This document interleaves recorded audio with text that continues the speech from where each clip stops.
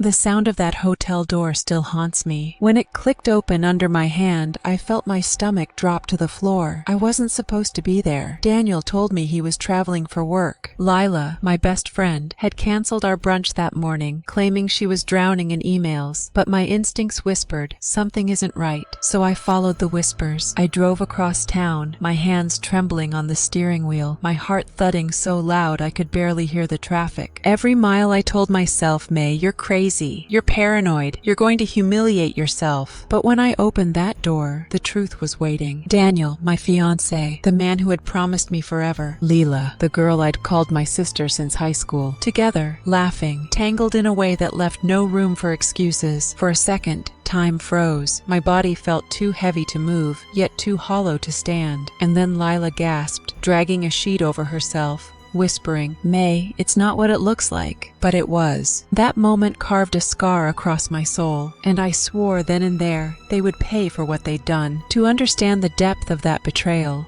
you need to know what I thought my life was. If you'd met me a year earlier, you'd have thought I was blessed. I had a man who adored me, a best friend who knew me better than anyone, and a future that looked steady and bright. Daniel came into my life when I was 25. I had just started a marketing job, nervous and unsure if I belonged. He worked in finance, tall and sharp, the kind of man people noticed when he entered a room. But when he looked at me, his expression softened, like I was the only one who mattered. We first spoke at a company mixer. I was clutching a plastic cup of cheap wine, scanning the exits, when he walked up. You look like you'd rather be anywhere else, he said, smirking. I laughed. That obvious? Only because I feel the same? Want to escape the small talk together? We did. We sat in the corner, laughing over our mutual dislike of corporate speeches. He asked questions no one else bothered to. What made me happiest? What I wanted for myself? What I was most afraid of. That night, I went home giddy, my cheeks aching from smiling, and from then on, we were inseparable. 2 years later, he proposed. We had driven out to the coast for the weekend. The air was sharp with salt, gulls cried overhead, and the sun was dipping low, painting the waves in pink and gold. Daniel was oddly quiet. When he finally knelt in the sand, his hands shook as he pulled out a ring. May, he said, voice thick, you are my best friend, my home, my forever. Will you marry me? Tears blurred my vision. I nodded, laughing and crying all at once. Yes, of course, yes. Strangers clapped. A little boy shouted. She said yes. And for that one moment, I truly believed my life was perfect. And then there was Lila. Lila had been part of my life since we were teenagers. We bonded over bad cafeteria food, passed notes in math class, and whispered secrets in the dark at sleepovers. She was there for my heartbreaks, cheering me through every messy stage of growing up. We used to joke that one day we'd be old ladies living next door to each other, gossiping on porches with mugs of tea. When I told her about Daniel, she squealed, hugging me tight. May, I love him already, but if he ever hurts you, he'll have to deal with me. I laughed, my heart warm. With Daniel and Lila by my side, what could possibly go wrong? At first it felt harmless, even wonderful, how well they got along. Daniel teased Lila like a little sister, and she teased him right back. We'd have dinners where the two of them bantered so naturally that I thought, I'm lucky. My two favorite people actually like each other. But one evening, a tiny crack appeared. We were out at a restaurant with a group of friends. Halfway through, I stepped away to take a quick call. When I came back, I froze for just a second. Daniel and Lila were leaning close, heads tilted toward each other, laughing at something private. Too close, too familiar. The moment they noticed me, they jerked back. Everything okay? I asked, trying to sound casual, though unease prickled at my neck. Yeah, of course. Lila chirped, grabbing her drink too quickly. Daniel added, just talking about work. His tone a little too stiff. I forced a smile, but inside, the seed of doubt was planted. After that dinner, I couldn't shake the unease. At first, I told myself not to be paranoid. Daniel loved me. Lila adored me. Why would either of them ever cross a line? But then I started noticing the timing. Whenever Lila canceled on me, saying she had too much work or wasn't feeling well,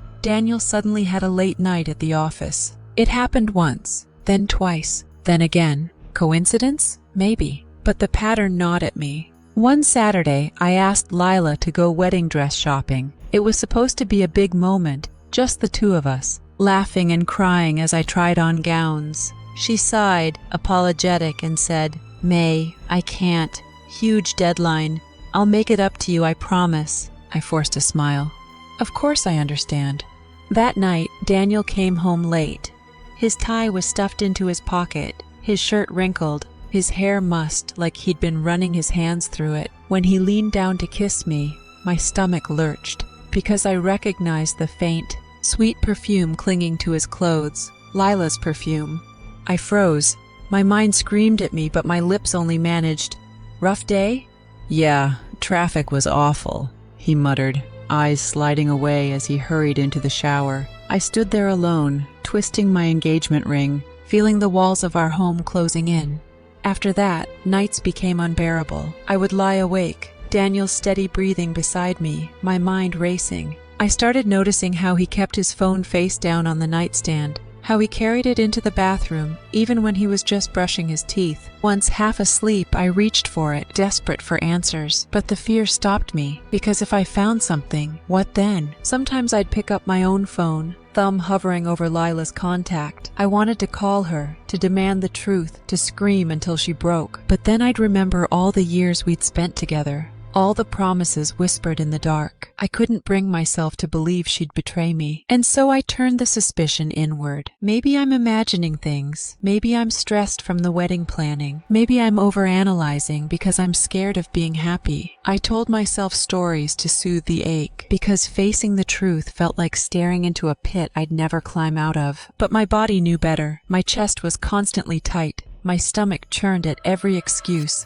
every laugh that lingered too long. Then came the night that tipped everything. Daniel had left his jacket draped over a chair. As I picked it up to hang it, something slipped out of the pocket, a folded hotel receipt. The date glared at me. The same Saturday Lila had canceled our plans. The room was booked for 2. My blood turned to ice. My hands shook so badly I nearly dropped it. I shoved the paper back into his pocket before he came in, my heart hammering so loud I thought he'd hear it. That night, lying in bed, I couldn't stop staring at the ceiling. My mind screamed with questions, but my lips stayed shut, because I wasn't ready to hear the answers. But fate doesn't wait for you to be ready. The lies, the perfume, the receipt, they piled up until the weight was crushing. And then came the phone call, a late-night whisper I wasn't supposed to hear. Daniel, thinking I was asleep, murmuring words that weren't meant for me. Soft, intimate, familiar. My chest burned as realization sank in. And that's what led me to the hotel, my hands shaking on the wheel, my breath shallow, my gut screaming. When I opened that door, I saw the truth I had been too afraid to admit. Daniel, Lila, my fiancé, my sister, together. And in that moment, as betrayal seared itself into my bones, one thought rang clear above the heartbreak. They think they've won, but they have no idea what's coming. The night I caught them, I didn't scream. I didn't throw anything. I didn't demand answers. I simply closed the door. Daniel didn't even notice at first. Neither did Lila. Their laughter muffled through the wood as I stumbled back down the hallway, my vision blurry, my throat tight. I don't know how I drove home. I don't remember unlocking the door. I just remember sitting on the floor of my living room, staring at the engagement ring on my finger, whispering to myself, how could they? But in the quiet, something hardened inside me. I could have confronted them then and there. I could have unleashed all the rage clawing at my chest. Instead, I waited, because I wanted them to believe I was still blind. I wanted them to think they'd gotten away with it. The next morning, Daniel came home. He walked in like nothing was wrong, carrying coffee for both of us. His shirt was clean, his hair damp from a shower. He kissed my cheek lightly and said, "Morning." "Beautiful." I forced a smile. "Morning." My voice didn't even crack. I don't know how. He asked about my night. I said I'd watched movies. He joked about my romance obsession like he always did. And the whole time, I studied him, the way his eyes darted, the way he shifted when I asked casual questions. It was like watching a stranger wearing Daniel's skin. Later that week, Lila called. Her voice was bright.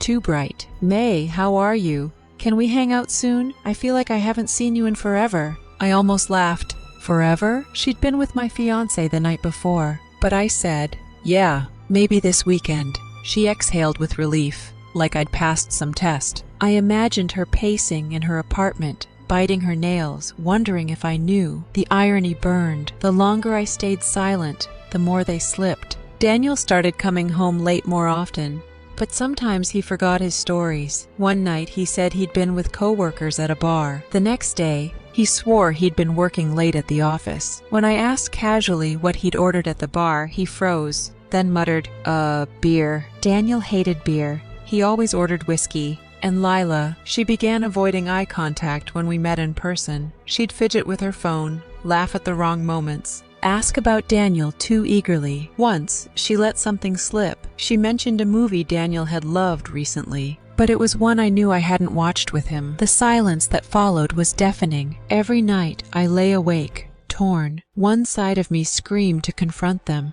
to tear the lies apart, to demand the truth and end the torture. But the other side, the stronger side, whispered, "Wait, be patient. Let them dig their graves deeper." So I waited. I played the role of the clueless fiancé, smiling at Daniel's stories, nodding at Lila's excuses. Inside, I was memorizing every lie, every inconsistency, every detail that would one day be their downfall. One evening, as Daniel pretended to work late and Lila claimed she was too exhausted to meet, I sat at the kitchen table with a notebook. I wrote their names at the top of the page. Under Daniel, I listed every excuse, every slip of the tongue. Under Lila, I wrote every canceled plan, every awkward pause. And then I drew a line between them. My hand shook, but not from sadness anymore, from resolve. They thought they were clever.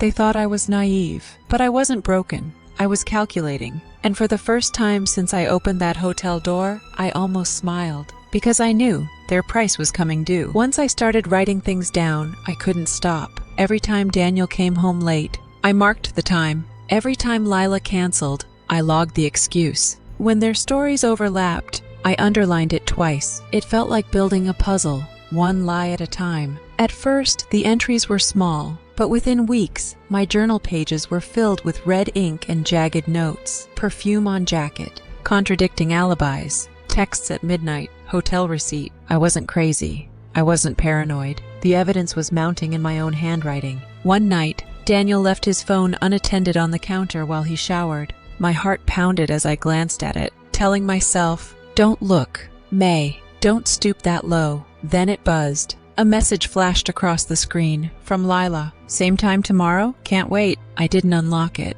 I didn't need to. The words burned into my brain. When Daniel emerged from the bathroom, I was calmly stirring a pot of pasta, as if nothing had happened. He smiled and kissed my cheek. "Smells amazing." I nodded, my lips pressed tight. Inside, though, my fury was no longer quiet. It was sharpening into something colder. A few days later, Lila came over. She brought a bottle of wine, grinning like the friend I used to know. "We haven't had girl time in forever," she said brightly. We sat on the couch, sipping glasses. She asked about the wedding planning, about Daniel, about my dress. Her questions were just a little too pointed, her laugh just a little too forced. And as I watched her twirl her hair, pretending nothing was wrong, I realized something chilling. Lila didn't feel guilty. Not really. She believed she was winning. That made my resolve even stronger. One weekend, Daniel told me he had to travel for another conference. Lila, conveniently, told me she was visiting family. They didn't even bother to get creative anymore. I smiled sweetly, kissed Daniel goodbye, and waved him off. But instead of staying home, I drove. Not to the conference hotel, but to Lila's apartment. I parked across the street, my hands gripping the steering wheel so tightly they hurt. And sure enough, a few hours later, Daniel's car pulled up. He rang her buzzer. She ran down in a sundress, glowing like a woman in love. They kissed before disappearing inside. My stomach turned, my chest ached, but I didn't cry. Not this time. Because watching them only solidified one truth. They thought I was blind. And blind women don't get revenge. But I wasn't blind anymore. The strangest part, once I decided to wait, to gather, to plan, I felt almost calm. Every lie Daniel told was another piece of rope he wrapped around his own neck. Every fake smile Lila gave me was another nail in her coffin. I didn't have to chase the truth anymore. They were handing it to me, gift-wrapped. All I had to do was bide my time. That night, after watching them disappear into Lila's apartment, I drove home and opened my journal again. This time, I didn't just write notes. I started outlining a plan. Not a screaming confrontation, not a dramatic breakup. Something colder, smarter, something that would leave them exposed. Because betrayal like theirs doesn't deserve an argument. It deserves destruction. And as I closed the journal and set it aside, I whispered to myself, it's almost time. Once I admitted the truth, planning became easier. I didn't want a screaming match. I didn't want to give them the satisfaction of watching me crumble. No, I wanted something colder. I wanted them to feel their world collapse the way they'd made mine collapse. So I became two people. On the surface, I was the devoted fiancé, the loyal friend. I laughed at Daniel's jokes. I nodded when Lila gave excuses. I smiled for selfies, planned wedding details, and pretended nothing was wrong. But in private, I was a detective. Every lie became a clue, every contradiction a lead. One evening, Daniel came home late. He tossed his jacket on the chair and said casually, "Sorry, work dinner ran long." I smiled sweetly. "Oh, who was there?" He hesitated, then listed 2 coworkers. The next day, I called one of them. I made my voice light and curious, as if I were planning a surprise for Daniel. "Hey, I heard you all had a work dinner last night. How was it?" There was a pause. Then the coworker laughed. "Work dinner? No, I haven't seen Daniel in weeks." I thanked him, hung up, and added another note to my journal. A few days later, Lila invited me to coffee. She smiled too much, her voice too bright, her eyes darting to the door every time it opened, as if she expected Daniel to walk in. She asked about my honeymoon plans, pressing for details. I told her we were still deciding, even though Daniel and I had already booked a trip to Greece. Her smile faltered for just a second. Then she forced a laugh, saying, "Oh, Greece sounds expensive." I didn't correct her. I just stirred my coffee and thought, got you. There was one night I almost slipped. Daniel was showering, and his phone buzzed on the counter. My body moved before my brain. I picked it up, my thumb trembling over the screen. Another message from Lila. "Last night was amazing. I can't stop thinking about you." My chest clenched. My hand shook so badly I nearly dropped the phone. Just then, the water stopped. Daniel stepped out, towel around his waist, and saw me standing there. "What's wrong?" he asked, frowning. I forced my face into a smile. "Nothing, just checking the time." He studied me for a second, suspicion flickering in his eyes. Then he shrugged and walked away. I sank onto the couch, my whole body trembling. That was too close. I couldn't afford mistakes. Not yet. In the weeks that followed, my life became surreal. By day, I planned a wedding with Daniel. We toured venues, tasted cakes, discussed flower arrangements. He held my hand, kissed my cheek, whispered about our future. By night, I tracked his lies. I noted every discrepancy, every late night, every slip of the tongue, and with every page I filled in my journal, the fire in me grew. Then, one evening, fate handed me the moment I'd been waiting for. Daniel left his laptop open on the kitchen table. I walked past, carrying laundry, when the screen lit up. An email draft, addressed to Lila. The subject line read, "Our future." My pulse hammered in my ears. My hands itched to scroll, to read, to rip the truth wide open. But instead, I closed the laptop slowly and set the laundry down, because now I didn't just have suspicions, I had proof waiting to be claimed. And that meant the game was finally shifting in my favor. That night, after Daniel went to bed, I sat in the dark with his laptop in front of me. My hands shook as I opened it, my stomach twisting in knots. I told myself I shouldn't look. I told myself it would only hurt more, but the truth was already there, humming like electricity in my veins. And when I opened that draft, my world collapsed for the second time. "Lila, I can't keep pretending with May. After the wedding, we'll figure out how to tell her. You're the one I want. You're the one I've always wanted." The words blurred, but I forced myself to read them again and again until they were seared into my mind. There it was, the proof, the confession. And strangely, I felt calm, because now there was no doubt, and without doubt, I could finally move. The next morning, I made Daniel breakfast. Eggs, toast, coffee, just like always. He kissed me, thanked me, and said he had another busy day at the office. I smiled sweetly. Of course, don't work too hard. Inside, though, I wasn't hurting anymore. I was watching him the way a predator watches prey.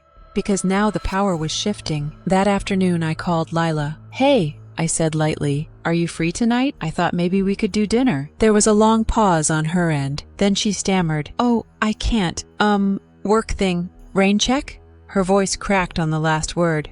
I smiled into the phone. "No problem. Another time." When I hung up, I wrote it in my journal. The alibis were lining up too perfectly, almost comically so. They weren't careful anymore. They thought I was blind. That was their mistake. Over the next week, I started planning my move. I backed up copies of Daniel's emails. I saved screenshots of Lila's texts. I even recorded a few of their phone calls, quiet late-night whispers Daniel thought I couldn't hear. Piece by piece, I built a case. Not for the police, not for the courts, for something better, for revenge. All the while, we kept planning the wedding. Daniel talked about tuxedos. Lila pretended to gush over bridesmaid dresses. We smiled, laughed, toasted champagne. And every time Daniel kissed me, every time Lila hugged me, I thought about the lies hidden behind their lips. The irony was almost unbearable, but I played my role perfectly, because I knew the curtain would fall soon enough. The oddest part was how peaceful I felt once the plan was in motion. I no longer lay awake wondering if I was crazy. I no longer questioned myself. I had proof. I had a plan. And I had patience. Daniel and Lila thought they were weaving a love story behind my back. But what they didn't know was that I was writing the ending. One night, a week before the wedding, Daniel came home late again. He kissed me, showered me with sweet words, and slipped into bed beside me. I turned to face him, my eyes wide open in the dark. He breathed evenly, peacefully, dreaming his traitor's dreams, and I whispered so quietly he couldn't hear, "Tomorrow it begins." Because I wasn't waiting for fate anymore. I was going to make sure both of them paid the price. The night before my move, I barely slept. Daniel lay beside me, snoring softly, his arm draped over me like we were any normal couple. But I stared at the ceiling, wide awake, rehearsing every word I was about to say. For weeks, I'd carried the truth alone. I'd smiled, cooked, planned, pretended. But tomorrow, the mask would come off, and they would finally see what I had seen all along. The next evening, I invited Daniel to dinner. I cooked his favorite meal, steak, roasted potatoes, red wine. He walked in, grinning, kissing my cheek. "Wow, looks amazing, babe. What's the occasion?" I smiled sweetly. "Just us. It's been a while since we had a quiet night." Inside, my pulse was racing. My hands trembled as I poured the wine, but I forced myself to breathe steady. We ate, laughed, talked about the wedding, or rather, he talked. I nodded, adding little comments, all the while feeling like a bomb about to detonate. When the plates were cleared, I leaned back and asked, "Daniel, can I ask you something?" He froze just slightly, his glass halfway to his lips. "Of course. What's up?" I tilted my head. "Where were you last Saturday night?" His eyes flickered. "Work dinner, remember? I told you." I nodded slowly. "Right, with coworkers. Which ones again?" He hesitated. Tom and Jessica." I let the silence stretch, then smiled. "Funny. I spoke to Tom the next day. He said he hadn't seen you in weeks." The color drained from Daniel's face. He opened his mouth, closed it again, searching for words. I leaned forward, my voice calm but sharp. "Want to try again?" His mask cracked. He stammered, tripped over his own excuses. Something about a last-minute change, about forgetting details. I just watched him unravel, sip by sip, lie by lie. Finally, I stood and walked to the counter. I picked up my journal, thick with pages of notes, and dropped it in front of him. "What's this?" he asked, his voice shaking. "Every lie you've told me, every time you thought I was blind, every night you thought you were clever." I flipped it open to the hotel receipt.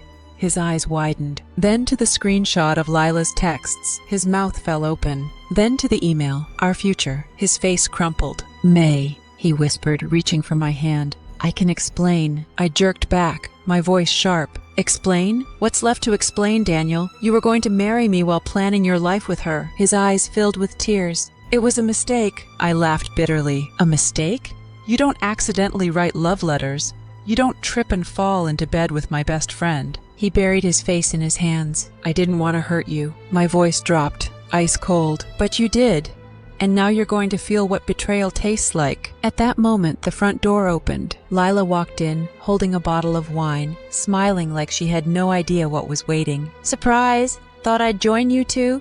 She froze, her eyes darting from Daniel's pale face to the open journal on the table, and I turned to her, calm and steady, my voice low but deadly. "Perfect timing, Lila. Sit down. We need to talk." Lila's face drained of color as she set the wine bottle on the counter with a trembling hand. "May, what's going on?" she asked, her voice shaking. I gestured to the chair across from Daniel. "Sit. Since you and my fiancé have been spending so much time together, it's only fair you're both here for this." Her eyes flicked to Daniel, silently pleading. He stared at the table, silent, his shoulders hunched. Slowly, Lila sat down. I folded my hands, my voice calm but sharp. "Tell me, Lila, how long have you been sleeping with Daniel?" Her mouth opened and closed. "May, no, it's not—" I cut her off. "Don't insult me with lies. I have the receipts, the texts, the emails." Her eyes widened. You went through our messages?" I laughed bitterly. "You left them everywhere. You were so confident I'd never see. That's how little you thought of me." She tried again. "May, I swear it just happened. We didn't mean—" "Didn't mean?" I snapped. "Accidents are spilling wine on a rug, Lila, not sneaking around with the man I was going to marry." Tears welled in her eyes, but I saw no regret, only fear. Daniel muttered, "May, I never wanted to hurt you." I turned on him. "Then why write her emails about your future together? Why kiss her when you thought I wasn't looking? Why make me plan a wedding while you plotted my humiliation?" He had no answer. For years, I had trusted these two more than anyone, and in that moment, staring at their guilty faces, something in me shifted. I wasn't the broken woman anymore. I wasn't the victim. I was the judge. I stood, my voice steady. "You both took everything from me. My trust, my future, my friendship, and for what? A fling that will collapse the second the shine wears off?" Lila whispered. "May, please, don't hate me." I laughed coldly. "Hate you? Hate takes energy. You're nothing to me now." I slid the engagement ring off my finger and placed it on the table with a sharp clink. "This doesn't belong to me anymore. It never did. It belonged to the lie you built together." Daniel reached out, his voice cracking. "May, wait!" But I stepped back. I looked at them both one last time, my chest rising steady, my voice cutting through the silence like glass. "I may have lost a fiancé tonight, but you lost a wife, and you," I turned to Lila, "you lost a sister." Neither of them spoke, neither of them moved, and I walked out the door, leaving them sitting in the wreckage of their own betrayal. But little did they know, that was only the beginning of the price they would pay. When I closed that door behind me, the night air hit me like ice. My hands shook, my chest burned, but I didn't cry. For the first time in weeks, I felt free. I had left them sitting in their mess, clutching their lies, and as my heels clicked against the pavement, I whispered to myself, "You're stronger than they know." The next morning I made calls. First to my parents. My mother's voice cracked with rage. "He did what? With Lila? Oh, May!" Then to my bridesmaids. One by one, their gasps filled the line. Some cursed Daniel's name. Others called Lila a snake. All of them promised they stood with me. By noon, everyone who mattered knew the truth. And within hours, the whispers spread wider. Friends, co-workers, neighbors. The story of Daniel and Lila's betrayal wasn't just mine anymore. It was theirs to carry too. That evening, Daniel showed up at my door. His eyes were bloodshot, his shirt wrinkled. "May, please," he begged, dropping to his knees. "Don't end this. We can fix it. I'll cut it off with her. I'll do anything." I stared at him, calm and cold. "Cut it off? You weren't planning to cut it off. You were planning a future with her." He shook his head wildly. I was confused. "I don't love her the way I love you." I almost laughed.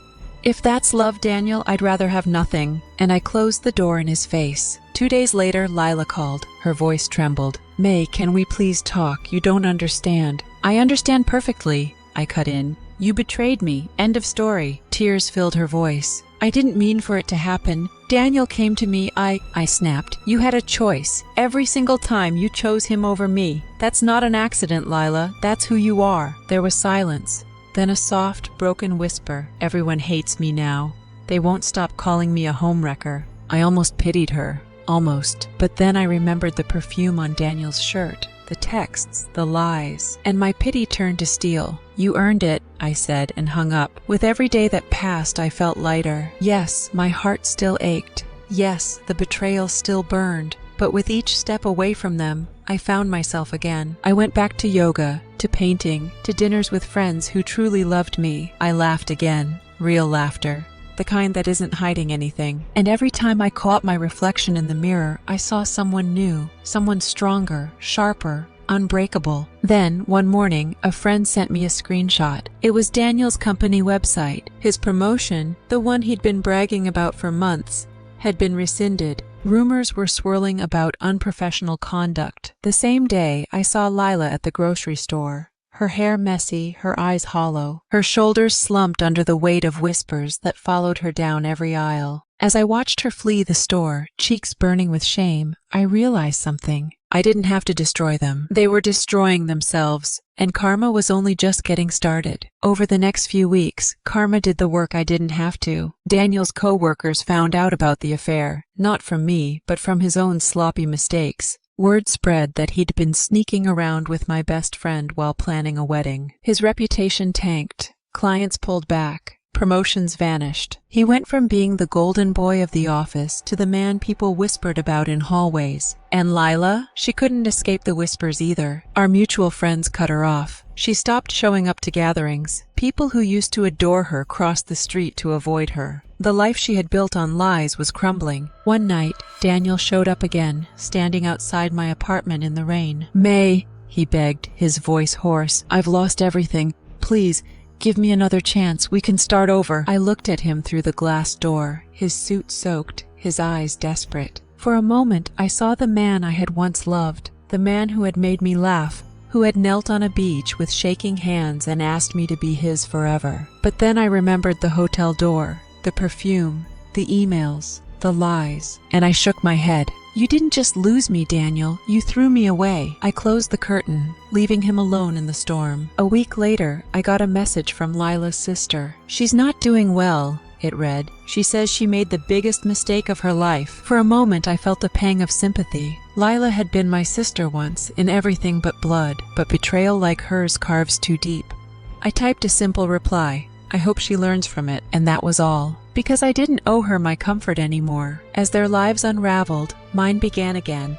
I moved into a new apartment, small but filled with sunlight. I painted the walls myself, splashing color where there had been darkness. I took a solo trip to Greece, the honeymoon destination that was supposed to be ours. I ate gelato on cobblestone streets, watched sunsets over the sea, and smiled knowing I wasn't sharing it with a liar. For the first time in months, I felt whole. Looking back, I realized something important. Betrayal doesn't define you, it reveals them. Daniel and Lila showed me who they truly were. Selfish, careless, weak. And in losing them, I found myself again, stronger, wiser, unshakable. So yes, my best friend stole my fiancé. And yes, it broke me for a while. But in the end, they paid the price. Their reputations, their futures, their relationship, all of it rotted under the weight of their choices. And me, I walked away free. Because sometimes, the sweetest revenge isn't screaming or fighting. It's smiling as karma does the work for you. And now I want to ask you, if you were in my shoes, if your best friend betrayed you with your fiancé, would you have confronted them immediately? Or would you have waited like I did, letting karma do its work? Tell me in the comments. I'm curious to see how you would handle betrayal this deep.